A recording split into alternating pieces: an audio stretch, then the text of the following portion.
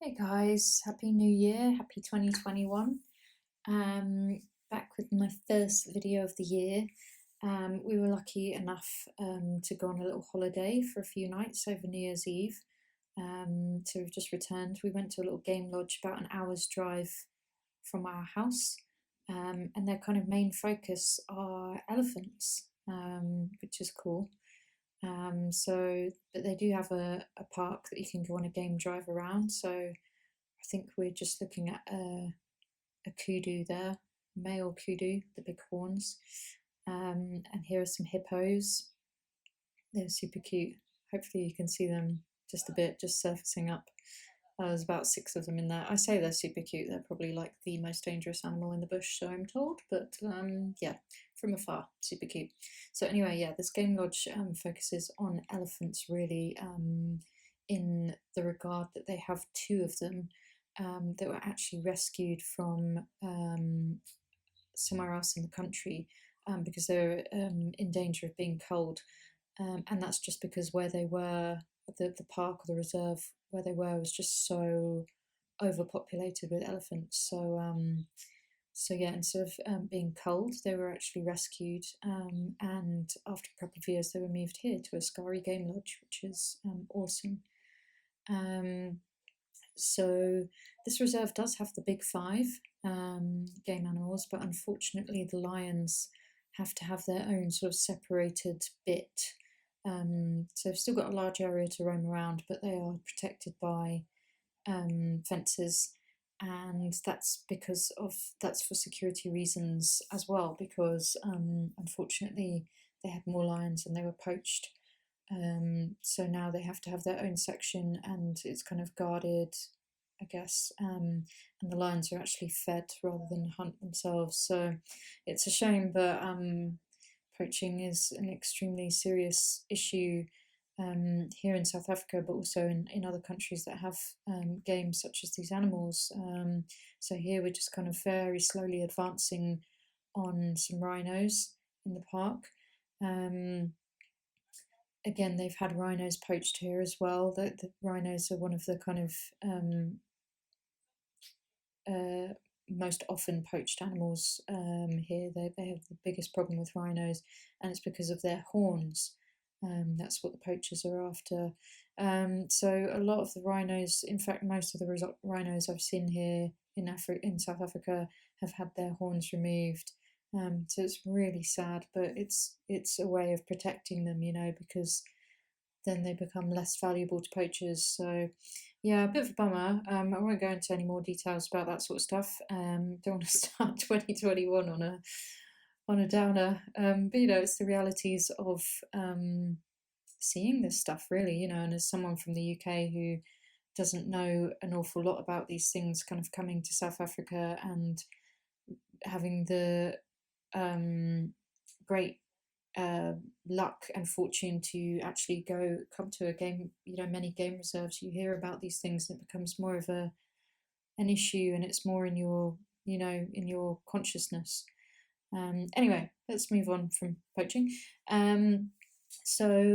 This is just on our balcony outside our room, actually. So I did a bit of sketching of the view that we could see of the Mchali's mountains there. There's some of the oldest mountains in the world, apparently.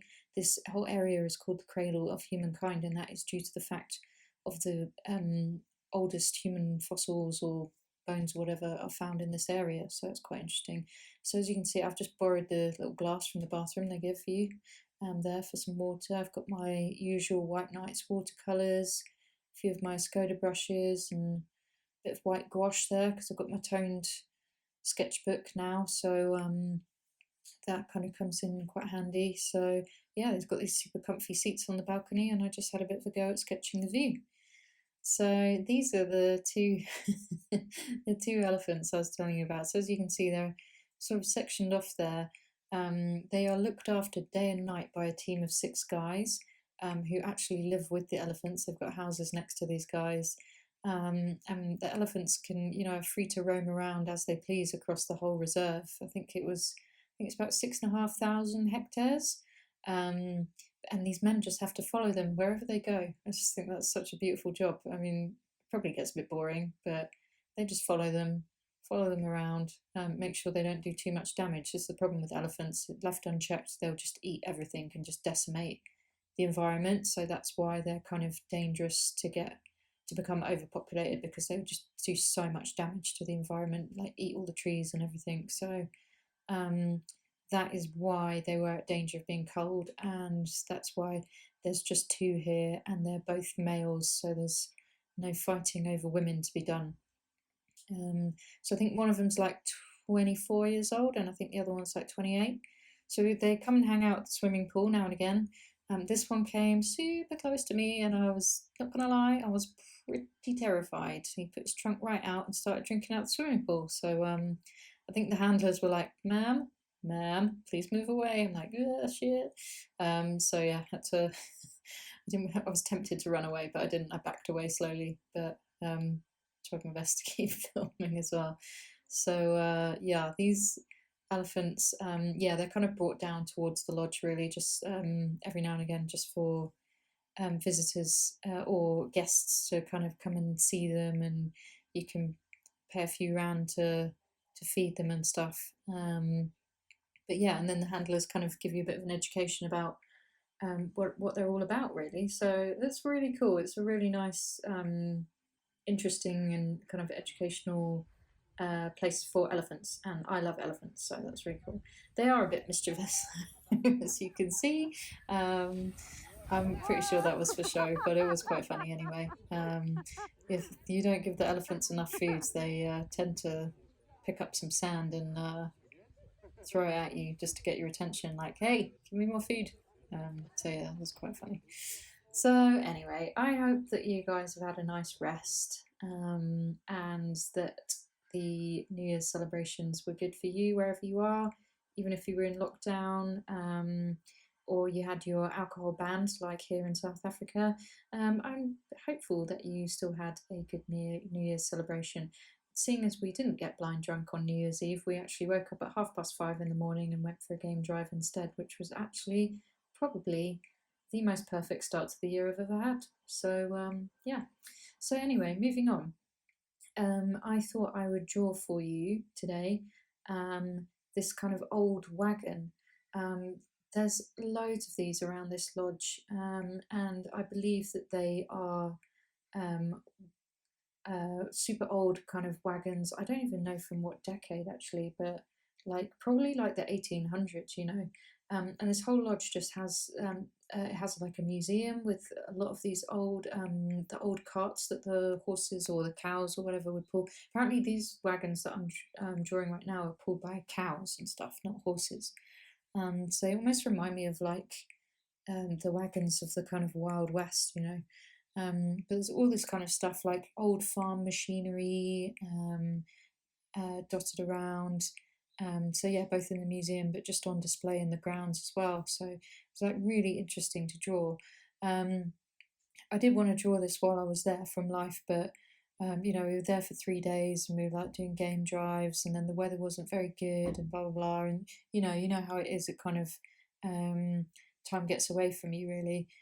So you can see on this day it was actually really cold for some reason, which was disappointing. But and it had rained a lot, so the grass was super wet. So it was just like nowhere to kind of sit, and I actually didn't even take a jumper with me, so I was freezing. So yeah. So I didn't sit and sketch this from life, and I'm glad I didn't, because sitting here now doing this took me like 2 hours to do it. I guess I would have been quicker if I was doing it on location, but still, anyway. It's easier for me to film this for you guys anyway, just so you can see kind of a bit of my process.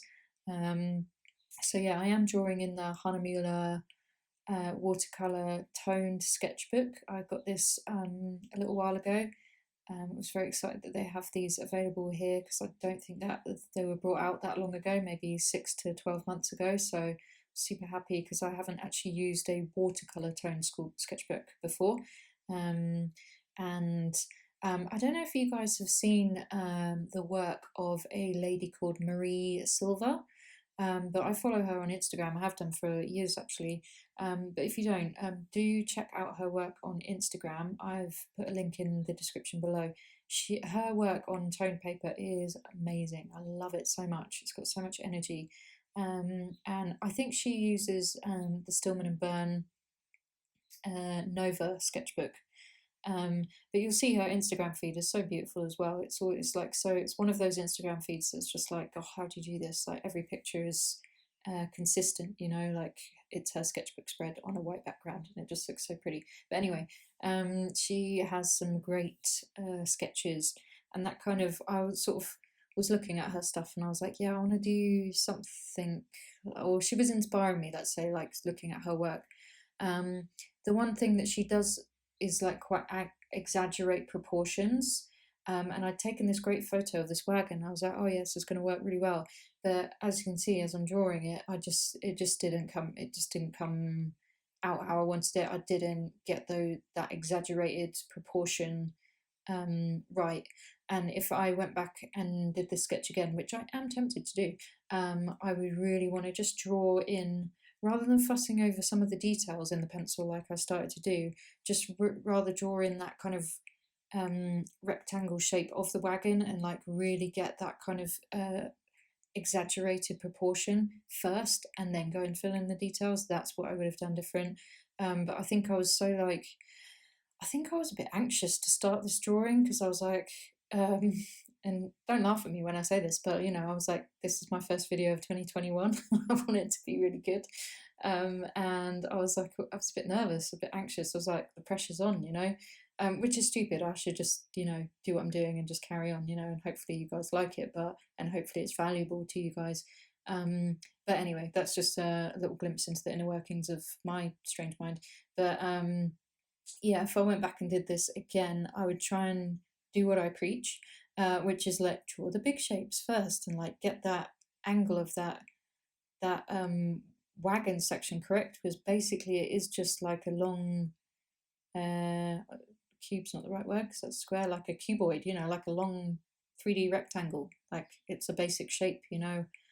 So I should have got that right first. Anyway, so you know, if you attempt to do something like this, there's a learning point for you, if you want. But again, so as per usual with my sketches, I am not aiming for realism in any way, shape or form, because that I cannot do and do not want to do.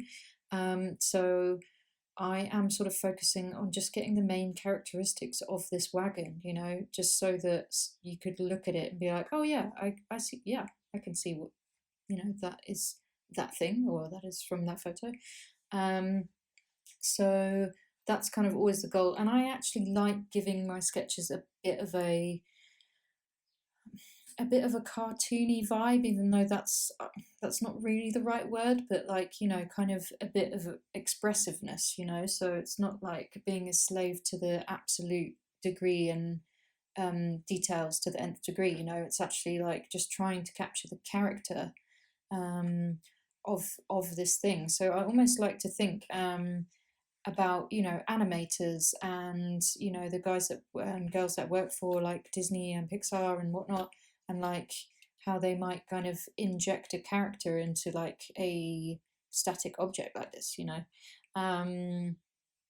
Is anthropomorphize, is that the right word, or is that to do with animals, making animals human behaviors? I don't know. Anyway, I think you know what I mean. But yeah, so I don't quite take it that far, but I do just like to give it like a bit more of a playful feel. And I feel like just with using like my quite heavy ink outlines and sort of curvy lines, that kind of just comes across naturally, like just using quite bold kind of graphic lines, you know. The other thing, which was completely unintentional but actually ended up working out quite nicely, was that just before I did this drawing, or over the last couple of days, I've been revisiting some courses on Craftsy. Now, you've probably heard me mention Craftsy before in some of my videos. I'm not an affiliate of theirs or anything, although I'd quite like to be, but you know, anyway, beside the point, because I love Craftsy. But I'm now a member of Craftsy again for the next 12 months. Because they were doing an insane deal. So like, I think it was like £2 for the entire, watch what you want for the entire year. They're obviously trying to get customers back to the platform, and it has worked because I am back. But I love their urban sketching and their sketching videos. They're just really high quality courses. with big names, you know, Shari Blaukopf, Mark Taro Holmes, James Richards. I'm just trying to think off the top of my head. Who else? I can't think. Oh, Sharita. I forget what her surname is, but she's awesome at people sketching. Yeah, there's loads of big names there. And one of them is Stephen Reddy, who I'm a huge fan of his work. In fact, I actually found out about him because of Craftsy many, many, many years ago when I first signed up. And I was just like, oh my God, I love his work so much. I really want to get my hands on his books, but I think they're quite hard to get outside of the US. I need to look into it a bit more. I know he sells them on Etsy and also Amazon as well. And I think he did an interview recently with Studio 56 Boutique with Brenda Murray, who used to be the communications director of the Urban Sketchers nonprofit organisation. She's got her own YouTube channel and whatnot, which I'm sure as urban sketching fans you have already discovered and checked out. But she did a great interview with him, and he actually did like a demo tutorial at the end of the interview, which is basically a condensed version of what he offers on Craftsy. So if you want to check out what I'm talking about for free, then go head over there. I'll put it in the show notes. I'll put it in the video description below. And then you can sort of see what I'm talking about. But he has got a great drawing style, and actually because I watched some of his course before this, it actually quite influenced the way I was drawing this a little bit. In that I could see there's just so many details in this wagon and lots of like random bits of wire and wood here and axles there and blah blah blah, and I was like, oh God, how am I gonna, like, I can't even see what's going on, which is the other reason why sketching on location is better than from a photo. From this photo I just could not tell what was going on in some places, so I was like kind of just making it up a bit, but that's okay. Like you know, I was just kind of really focusing on sketching what I was seeing and not trying to make sense of it in my brain. So, you know, sometimes when he's doing his cafe sketches and stuff, he's like, it's actually better to just not think of that as a table, not think of that as a chair, and just draw the shapes that you're seeing. Because as soon as your left brain kicks in, is it your left brain? Yeah, I think so. The logical one. I don't know. I'm lacking in that department. But as soon as that one kicks in, then it's trying to make sense of things, and then you stop drawing what you see and you start drawing what you think you see. So, you know, so that was like quite a big influence actually. As I was drawing this, I was thinking about him and I was thinking about the way he draws, and I was like, okay, yeah, just go with it. Stop trying to make sense of like what that actually is. Just draw the lines that you see. So yeah, so I found that super helpful actually. And I was pretty happy with how this sketch was going. You know, I knew I wasn't getting some of the lines in the right angles. I was trying to measure my angles as best as I could, you know, but I don't, rightly or wrongly, I kind of give up before I even start with that sort of thing, because I know I'm sort of not going to get it quite right. But as long as I get it like a bit right, then it's okay, kind of thing. Because again, it's like more the character of the subject rather than getting it hyper realistic. But also at the same time, you don't want to get it totally wrong where it's just like doesn't even look like the thing, you know. So it's like a fine balance there. But it's another thing Stephen Reddy says is, you know, he doesn't really worry too much about perspective and whatnot. As long as you're observing and you're looking with your eyes and not with your brain, if that makes sense, then, you know, you don't really need to know the rules of perspective so much. So yeah, anyway, so I was kind of, yeah, channeling my inner Stephen Reddy with this sketch. So I'm just kind of using, I'm going back to pencil in places just where I'm kind of not quite sure of like where things should be. And that's fine, you can do that. Like, you know, I was trying to just get the middle of that wheel in the right place, and just drawing some cross lines with my pencil, you know. So I'm drawing this whole sketch with a fine liner. It is a, what is it? Oh, it's a uni pin. It's a Unipin 0.2. I usually use these or microns. I think the only reason I'm using this one right now is because it is what I had to hand. I think I've got some Copics as well. Fine liners are fine liners in my opinion. So Although I will say I do prefer these uni pins. I find them more hard wearing than something like the Copic multi-liner for some reason. I don't know. They just feel a bit more solid to me.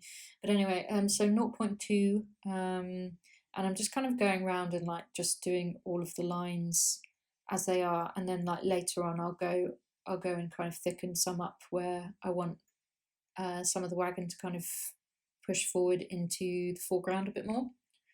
I was really happy with how I did this wheel actually, and again, I was really just not trying to make any sense of it. Where do I feel this should go? I was really just trying to look at the photo and just draw the lines where they are in the photo, even if it didn't seem to make sense to me. Which is something I've definitely battled with in the past. It's like, oh, that doesn't make sense, so I'm just going to draw it here. And then it's like, well, no, that's wrong, because obviously that's not what is going on, you know? So, yeah, it's a real art or a real skill is to actually really just draw what you see and try and remove it from your brain filter that's like, no, no, no, that's not the thing. That's not what it looks like. Yeah, that's a big skill for sure.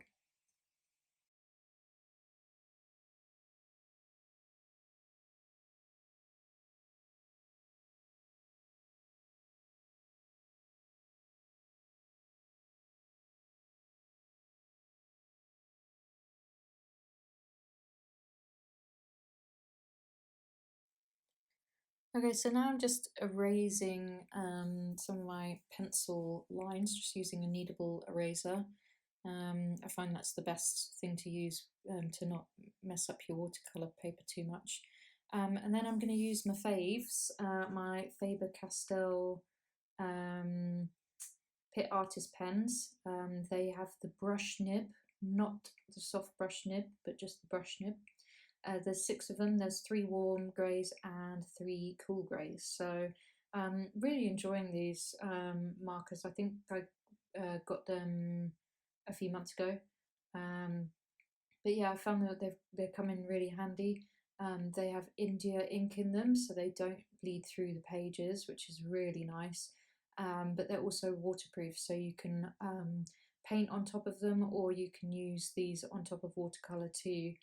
And yeah, just finding it really, they're really nice just to add, you know, shadows or interest. So I don't know, I sort of sat here and thought about what I was going to do with this wagon in terms of color and stuff, and yeah, something made me reach for these guys, which I'm glad I did. It just gave me a bit of control in coloring those posts, and I definitely wanted to give this a bit of a graphic vibe. You know, I didn't want it to be too wishy-washy or too like loosey-goosey watercolor. I kind of wanted to be quite tight with this one, I thought.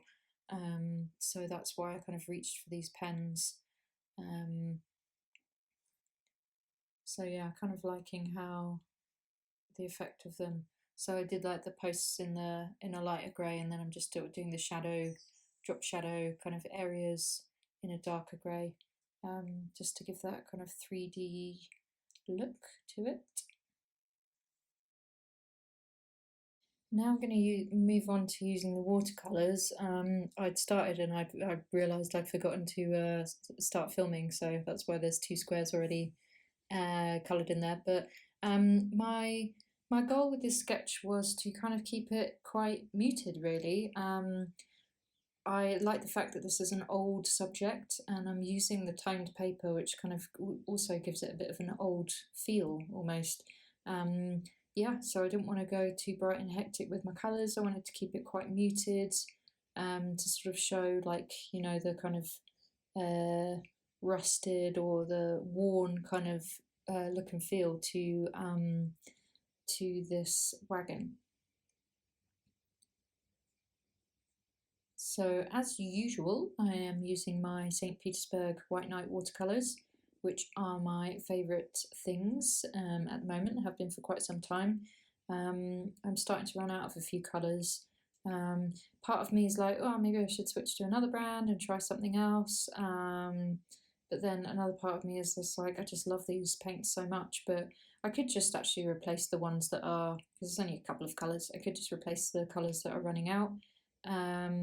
But yeah, also tempted to try another brand for my own curiosity, and B, because I can let you guys know as well what I think of them. So At some stage, hopefully in the next couple of months, I am returning to the UK, so I will have access again to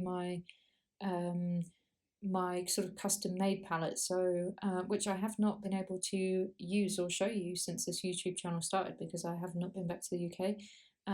But yeah, I've got a mixture of Winsor and Newton professional watercolours in there. I have got some Daniel Smiths in there, and I've also got some of Jackson Art's own brand as well.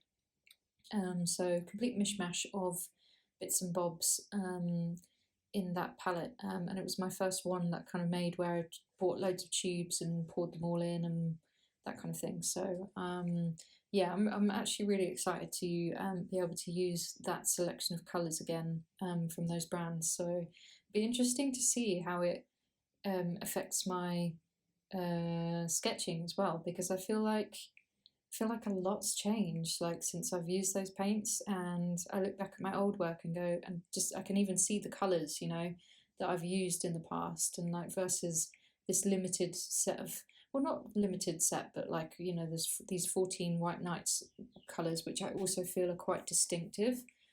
Yeah, just be interesting to sort of see how things change over the next year, and obviously you guys will see that too from my videos, so yeah, let's see. So I decided to be bold and to just go with a marker, the Faber-Castell Pit Artist pen, and just go dark on all the underside of the wagon where I couldn't see the details. You know, I think sometimes the temptation is to try and draw all of that too, but it's like, no, I can't see it, and even if I was on location I probably wouldn't be able to see it or really make it out too much anyway. My eyes are crap as well, so that's my excuse. So I thought, well, I'm just going to do it dark, like exactly how I see it, you know, and like even if I have to go dark over some of the things that I've drawn, you know, and that actually really added a lot of depth and dimension to the sketch. So I was really happy that I was brave and I went ahead and did that. So again, I'm just sort of looking at it now and thinking, oh, it just looks a bit flat, you know, so I'm just trying to, I just want to give it a little bit more punch. I am going for the muted vibe, but I just wanted to give it a little more punch. So I'm just sort of going into areas and just adding darker shadows and bits and bobs where I see them, really. I'm just sort of scanning the whole drawing and just trying to figure out what I need to do to just punch it up a bit. So I'm moving on to using the white gel pen now. This is one of the fun things about using tone paper is that you can add highlights to it. You know, so the tone paper is actually your mid-tone, and you can go through and add lighter tones. So I am just using a Sakura Jelly Roll pen. It's the 0.8 version. As I mentioned in a video before, I don't really seem to have much luck with gel pens really, but this one's okay. The darker colour you use it on, the more it stands out, obviously. And I think it works better actually, and this is kind of obvious now, so but it actually works better on smoother paper rather than, this paper is not overly rough, but it has got a bit of texture on it, so I think the gel pen works a bit better on smoother paper. But anyway, it still gets the job done, pretty much. Incidentally, actually guys, if you're interested, I've just released a blog post over on urbansketchingworld.com all about white watercolour. I've done quite a lot of research into it in the last few weeks, and it's just a very short blog post, but it might actually really help you understand a bit more about using white watercolour and why you might want to use it and when and that kind of stuff. But using it on toned paper is definitely one of the good places to use it because it shows up more. So I am going to add some in the background, just like Marie Silva, who is the artist I mentioned earlier, so do go and check out her Instagram. She does enhance her sketches on toned paper with some white gouache in the background, which I think looks really cool. I'm just painting the grass here, this grey shade, because I didn't want to do it the bright green colour in the photo. I just really wanted to keep the sketch nice and muted and keep it cohesive, so that's why I decided to go with the grey. And then yeah, I thought it was looking good, but yeah, I really wanted to try this white gouache in the background, so I thought I'd go for it. I think I was possibly using my gouache a little with too much water because it didn't seem to get too white. But I just went back and just did a couple more layers, and it was sort of like punched it up a bit, so that was fine. Still getting to grips with gouache really. I've got the primary colours and white and black, so I need to definitely delve into those a little more and have a bit more of a go with them. So yeah, just going around and just adding some of those highlights in gouache instead, because I thought it might look a bit better than the gel pen. And yeah, I'm really happy with the sketch, guys, actually. I did spend a couple of hours on it, but that's just because there was so much detail and I kind of wanted to take it slow and just kind of get certain elements right, you know. But I'm really happy how it looks on this toned paper. It definitely gives it that old kind of vibe um, that I was looking for. So yeah. Hey guys, so just to interrupt the video just very quickly, this is urbansketchingworld.com, so please do go and check it out if you get a chance. I've got loads of posts on here. Here's the one about white watercolour I was talking about. Here's a recent one I've done, best sort of places for urban sketching, my suggestions. A post on hand lettering, sketching in pen and ink, all that kind of stuff. So do go and check it out if you get a chance. There's obviously loads more posts. There's about 65 posts on here, and you can kind of find them all from this menu at the top here. So yeah, do go and check it out if you get a chance. The other thing I want to show you is that I do have prints available for sale. So do go and check that out too. I'll put the link in the description below. But over on Etsy, you'll see I have my own shop, Looking Out to Sea. And here I've got all kinds of artwork available as prints. You'll see the prices are in South African Rand right now, but that's just because I'm in South Africa. You'll see the price wherever you are in the world. I do offer free delivery to both the UK and now to the US as well. So yeah, do go and have a look at that. All prints are printed by an external printer on incredible paper with incredible inks, all archival and that kind of thing. So yeah, check it out. Thanks, guys.